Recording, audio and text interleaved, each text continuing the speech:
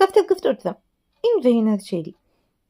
தேவன் எழுந்தருளினார். யாத்ராகமம் 20வது அதிகாரம் 20வது வசனம் 21வது வசனம் மோசே ஜனங்களை பார்த்து சொல்றாங்க, நீங்க பயப்படாதீங்க, உங்களை சோதிப்பதற்காகவும் நீங்கள் பாவம் செய்யாதபடிக்கும் அவரை பற்றும் பயம் உங்கள் முகத்திற்கு முன்பாக இருப்பதற்காகவும் தான் தேவன் எழுந்தருளினார் சொல்றாங்க.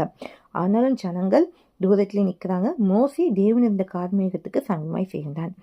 இன்னைக்கும் அநேகர் ஏன் ஒழுங்கா சர்ச்சுக்கு வரல, ஒழுங்கா என்ன, ஐயோ என்னால் அப்பெல்லாம் பரிசுத்தமாக வாழ முடியாதுன்ட்டு. ஆனால் கர்த்தர் நம்ம கூட இருக்க விரும்புகிறாரு. சரியா? அங்கே ஜனங்கள் கிட்ட கர்த்தர் பேசும்போது எதற்காக தேவன் எழுந்தருளினார்?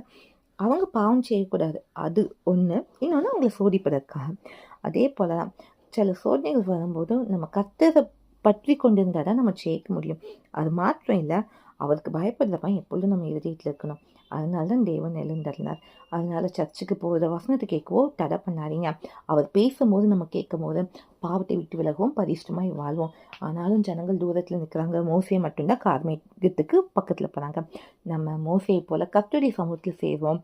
கர்த்தரை பற்றும் பயத்தோடு எப்பொழுதும் வாழ்வோம். அவருக்கு அஞ்சி நடப்போம். கர்த்தர் நம்மளே ஆசிரிப்பார். நம்ம மத்தியில் எழுந்தருளுகிற தேவன் நம்ம கூட இருக்காங்க. அதனால் கவலைப்படாதீங்க. அவருக்கு பயந்து வாழ ஒப்பு கொடுங்க. இதுவே நற்செய்தி. முடிந்தகட்டும்.